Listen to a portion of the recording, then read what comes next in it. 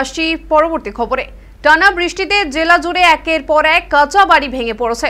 তার মাঝেই মর্মান্তিক ঘটনা ঘটেছে বাঁকুড়ার পাত্রসাহের ব্লকের বীরসিং এলাকায়। কাঁচা বাড়ির একাংশ আচমকা ধসে পড়ে মৃত্যু হয়েছে 2.5 বছরের এক শিশুর। জানা গিয়েছে বাড়ির পাশেই খেলছিল শিশুটি। এই ঘটনার পর উদ্ধার করে শিশুটিকে নিয়ে যাওয়া হয় পাত্রসাহের ব্লক প্রাথমিক স্বাস্থ্য কেন্দ্রে, কিন্তু চিকিৎসকরা তাকে মৃত বলে ঘোষণা করেন। খবর পেয়ে ঘটনাস্থলে ছুটে যান বিষ্ণুপুর সাংগঠনিক জেলা তৃণমূলের সভাপতি সুব্রত দত্ত। শোক সন্তপ্ত পরিবারের পাশে থাকার আশ্বাস দেন তিনি।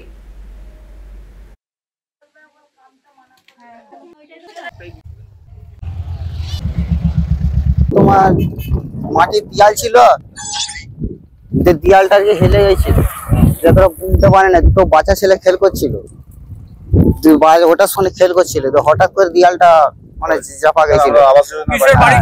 আর মাটির বাড়ি ছিল।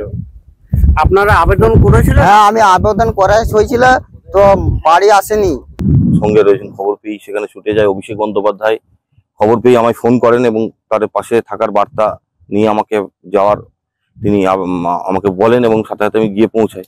ঘটনা হচ্ছে একটাই, যে আবাস যোজনায় নরেন্দ্র মোদী দীর্ঘদিন ধরে যারা আবাস যোজনা তালিকাভুক্ত নাম ছিল তাদের নাম কখনো কেটে বাদ দিয়েছেন এবং টাকা দীর্ঘদিন ধরে দেননি।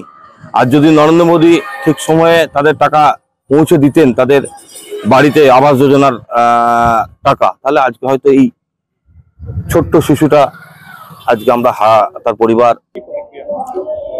দেখুন, মমতা বন্দ্যোপাধ্যায় বলছে কেন্দ্রীয় সরকার কিছু না দিলে আমরা দেব মানুষকে। ভাইপো একই কথা বলছে, কয়লা ভাইপো, তিনিও বলছেন যে আমরা দেব, পশ্চিমবঙ্গ মানুষের জন্য আছি। আর যখনই দেয়াল চাপা পড়ে মারা যাচ্ছে মানুষ, তখন ওনারা বলছেন কেন্দ্রীয় সরকার দিচ্ছে না। তো ওনারা নাকি 100% পশ্চিমবাংলার উন্নয়ন করেছে, ওনারা নাকি 100% পশ্চিমবাংলার মানুষের পাশে আছে, তাহলে মারা যাচ্ছে কি করে? এটা হলো প্রথম প্রশ্ন। আর দ্বিতীয় প্রশ্ন তৃণমূলের কাছে, যে এরা কাটমানি খেয়ে এই পাত্রসাহের ব্লকের বীরসিং অঞ্চলে যেখানে ওই শিশুটি মারা গেছে, ওই এলাকায় তৃণমূলের নেতারা 2-3টে করে বাড়ি নিয়েছে।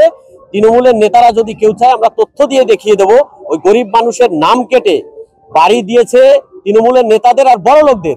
তার জন্য গরিব মানুষ বঞ্চিত।